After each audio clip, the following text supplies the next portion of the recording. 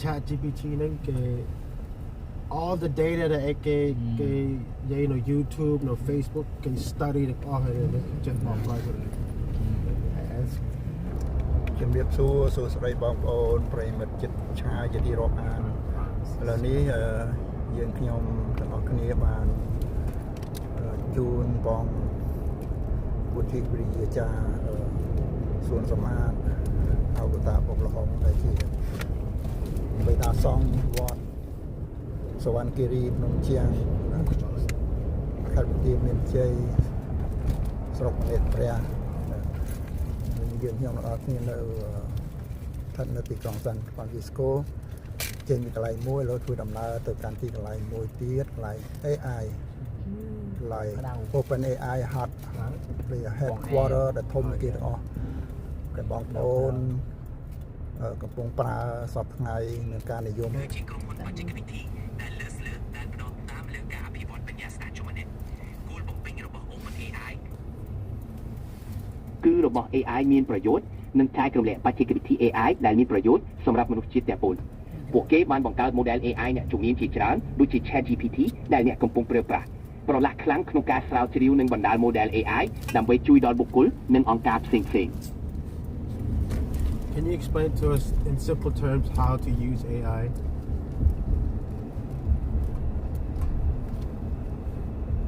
ដែរការប្រើប្រាស់ AI សាមីនីគេគឺដូចជាការប្រើអ្នកជំនួយ digital ឬកំពុតវិធីឆ្លាតវៃឧទាហរណ៍អ្នកអាចប្រើ AI ដើម្បីឆ្លើយសំណួរសរសេរអត្ថបទស្វែងរកព័ត៌មានឬជួយក្នុងការធ្វើការងារ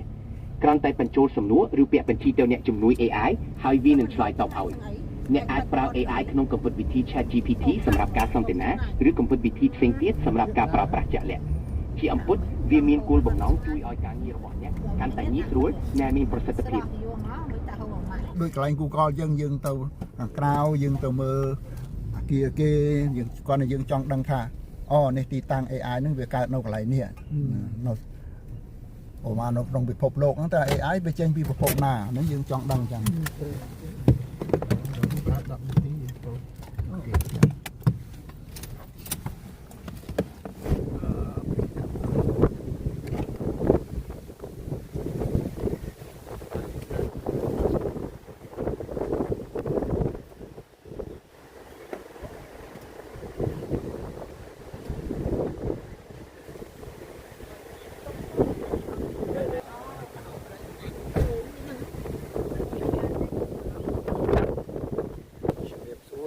បងប្អូនប្រិយមិត្តជាទីរាប់អានជាតិឆ្ងាយដែលយើងខ្ញុំទាំងអស់គ្នាបានរួមពុទ្ធិវិទ្យាចារ្យសម្រាប់ហៅផងជាប្រជាចៅវិទ្យាវត្ត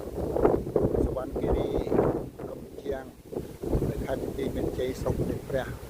ជាងព្រះអង្គលោកបានមកកាន់ទីក្រុងសាន់ហ្វ្រាន់ស៊ីស្កូលោកបងប្អូនតតមើលនៅអាគារបងប្អូនជ្រាបហើយថាពិភពលោកក្នុងមានការនិយមពេញនិយមលើ AI សម្រាប់នេះគឺជាអាគារ AI ស្ថិតនៅក្នុងទីក្រុងសាន់ហ្វ្រាន់ស៊ីស្កូរដ្ឋកាលីហ្វ័រញ៉ាសហរដ្ឋអាមេរិក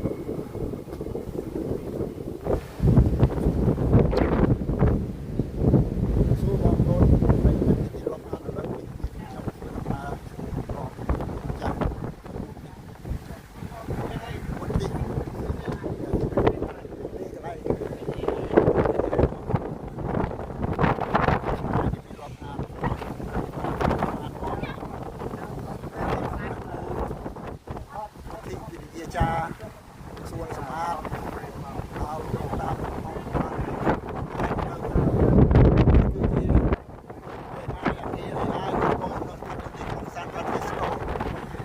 ហើយតាមទីក្រុងសាន់ហ្វ្រាន់ស៊ីស្កូដែរ ដល់កន្លែងជា Open AI កន្លែងដែលបង្កើត AI នៅលើទឹកដី ពិភពលោកអានេះគឺ AI ទាំងពិភពលោកគឺពេញនិយមពេញនិយមសម្រាប់ប្រើ AI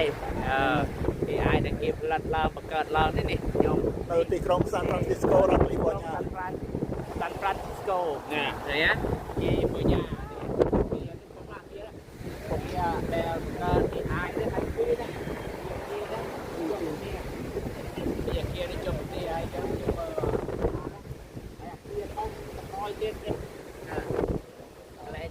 កើត AI មកហើយខា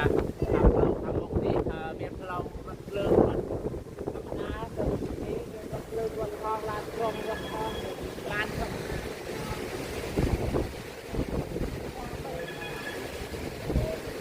ទៀតយើងនេះគឺមកថតនៅមុខអគារ AI ចឹងយើងដំបងហើយមកដល់ដីនៃទីក្រុង San Francisco ហើយឥឡូវនេះយើងងាកមកមើលរថភ្លើងម្ដងនេះ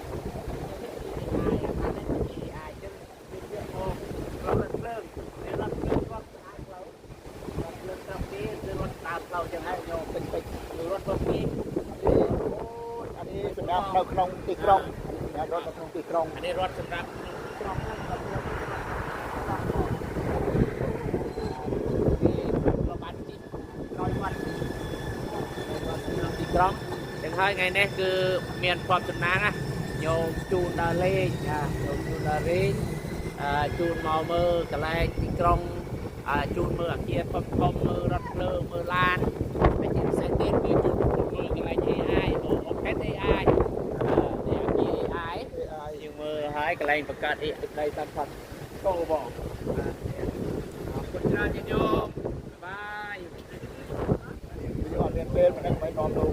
ជីអាបានណាជីបានបាទ អូជីបាន ចូលក្នុងសមុទ្របង ចា រថបាតសមុទ្រពីនេះទៅអបឡានរថបាតសមុទ្រអត់កាត់គោមទឹកចូលឡើងនៅលោក ឆ្ងាយនោះ គេប្រហែលកន្លះម៉ោងបងប៉ុន្តែ ស្ទះបាច់ទេចាំឆ្នាំក្រោយ safe យ៉ាង ចាំឆ្នាំក្រោយទីក្រមបាត់សមុទ្រម្ដងឆ្នាំក្រោយមករៀងតិចដោយសារចង់រៀន នេះវាគឺទីយើងអាច អាមាននេះយើងទៅមិន ប៉ុន្តែថ្ងៃនេះគេធ្វើការដល់មានតែធ្វើ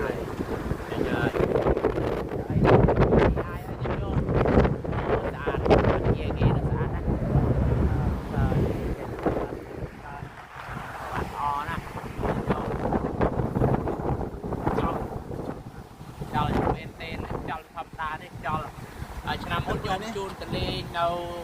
Google ក៏នៅ San Fran ដូចគ្នាដែរនៅហើយឆ្នាំនេះតាមបញ្ចប់យើង